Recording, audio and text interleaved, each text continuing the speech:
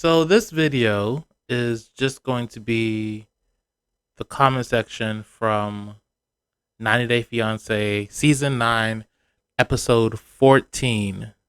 So the first comment that I'm going to read is from Yara Rojas. If I say your name wrong, apologies. Mohammed saying he doesn't like them with a smile on his face is the funniest shit in this entire season. It is. When they ask him, "Do you like us?" and then Muhammad says no, he has a smile on his face, and it's really funny because he says it in a way that you think that he's joking. So they thought that he was joking, but he was being dead serious. Like, no, I don't like you. And honestly, he has no reason to like them. They've been nasty, disgusting towards him the entire time that they've met him. They've judged him.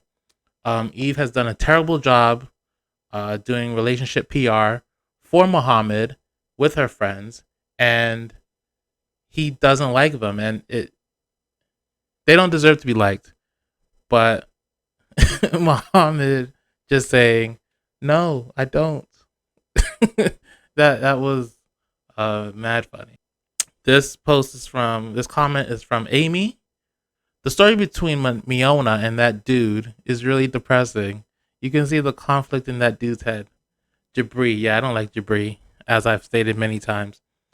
You could definitely see the conflict in his head because like I said, he doesn't think for himself. He thinks that he's thinking for himself, but at the same time he's taking in everyone's information, and he's constantly stressed. He's constantly thinking, is this what I should be doing? And you can see that he's not thinking clearly sometimes. You can see that he's attacking himself inside because he doesn't want to let anyone down, but letting someone down is the best way to do things, because either it's his mom or it's Miona, and he's going to have to choose.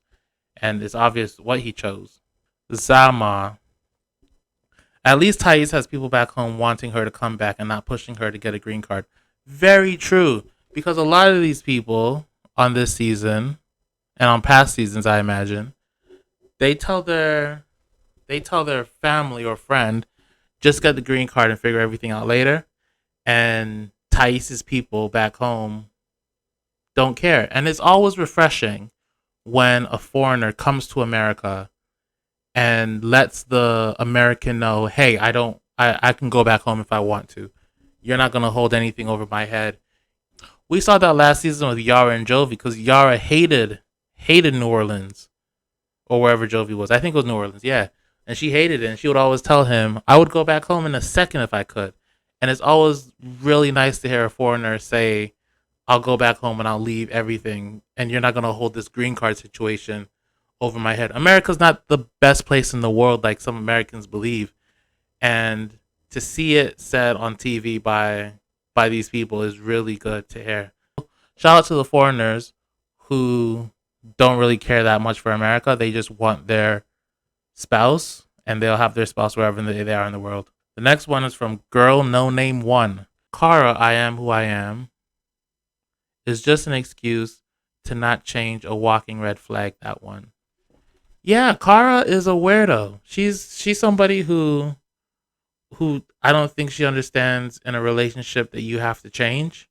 She's taking what Guillermo says as an insult, and she's taking it personally when he says that you drink too much, and she's like, I don't care if I drink too much. I'm still going to keep drinking. And it's an issue because it's something that's bothering him, and he said it many times. He said it enough for us to know that it's bothering him, and she's just taking it on like, this is who I am, and he has to accept me accept me for who I am. And she's not giving anything to the relationship. She's not really willing to change much, which will be an issue moving forward in a relationship, because especially drinking. And he doesn't seem to be somebody who gets blackout drunk like he said that she does.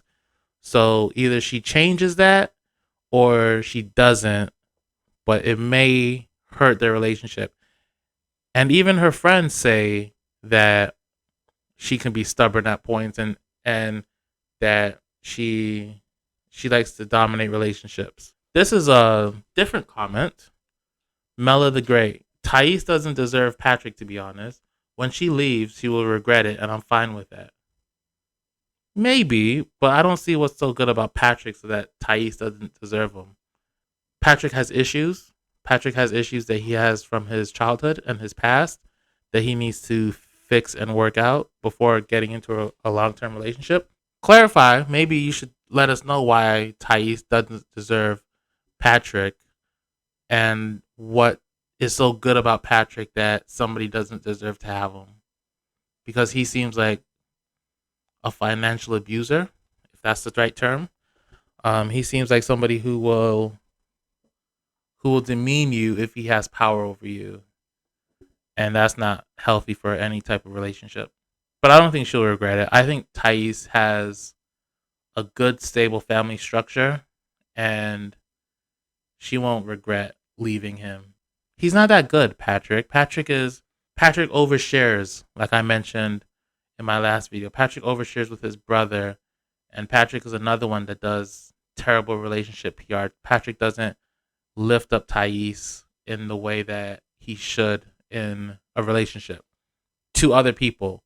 He doesn't speak positively about her, and that's something that he needs to start doing. But it seems like it's too late. We'll see. We'll see if it's too late or not. The next one is from Josie Silva 322. Patrick getting married in Vegas doesn't sound that bad after all, huh? So Thais is just going to leave because her dad doesn't like Patrick? That doesn't sound like a mature woman. Muhammad being so honest, I scrolled back like 7 times, died laughing. Yeah, the Muhammad part is just, it's the funniest part of the entire episode. And when that whole fire ceremony is just so funny on so many levels because it correlates with what I said last week about, or it correlates what I said in my Muhammad defense video about how he's so honest and how we might not like him for his honesty, but we have to accept it. He is completely honest in that moment, and it's just so nice to hear him say that, especially to Eve's friends, because I don't like Eve's friends. They were very disrespectful to him the first time they met him, asking him about his sexual history, just crossing many boundaries and many lines. They shouldn't be doing that kind of stuff. And yeah, Patrick had a chance to getting married in Vegas, and he didn't take it. He missed out on an opportunity because he thought that he was in control when in actuality the father was in control. The father is in control of that relationship because if he says come back to Brazil, it seems like she's going back to Brazil. I don't know if Thais is a mature woman, but maybe sometimes some people can say certain things to you because they know you so well that you just trust their word. So maybe she trusts her dad's word to a point where her dad can say, you need to come back to Brazil. And he probably just enforced to her that Patrick isn't the best person for her. And maybe if she has underlying thoughts about Patrick not being the right person for her, maybe her dad saying that pushed her over the edge and made her want to go back to Brazil. But I don't blame her for going back to Brazil. Go where you are happy. And she doesn't like living with Patrick's brother, John. And Patrick shows no interest in changing how John treats Thais. So she should move back, in all honesty. Lisa Nyamasoka. The fire ceremony spooked me. Yeah, the fire ceremony was a bit odd because I don't think that we were given enough context to why she was doing it. And it seemed like something that made Muhammad very uncomfortable. And somebody said in the chat that if Muhammad told them to come to the mosque with him, then they definitely wouldn't do that. But they expected him to join in the fire ceremony. And it probably spooked a lot of people because that's not my culture. I'm not used to fire ceremonies. But if that's your culture, then let us know what that means. Why do they do the fire ceremony like that? And what it symbolizes. Because it's probably spooked a lot more people. And it not spooked, but it probably made people question or wonder why she's doing that. And honestly, from the little bit that we've seen of Muhammad, we can already know that that's a bad idea. Like, he's not going to be somebody that's open to a fire ceremony. So why even put him in a position that he has to say those things? Why say to him, "Are you going to participate in the fire ceremony?" Like, you obviously know he's not going to do that. The next one is from Cinco de Dawn TV, 3925. Buddy, at 22, I had a kid. I had my own car. I worked my ass off to support my own family. At 24, me and wife had a place of our own. You 28 and you still want financial support and you want to get married?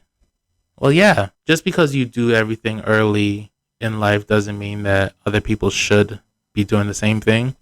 Because somebody can say, at 16, I had my own kid. At 18, I had my own car. So we don't want to lower the bar to the point where it's a race to who can do things the youngest that kids aren't necessarily supposed to do.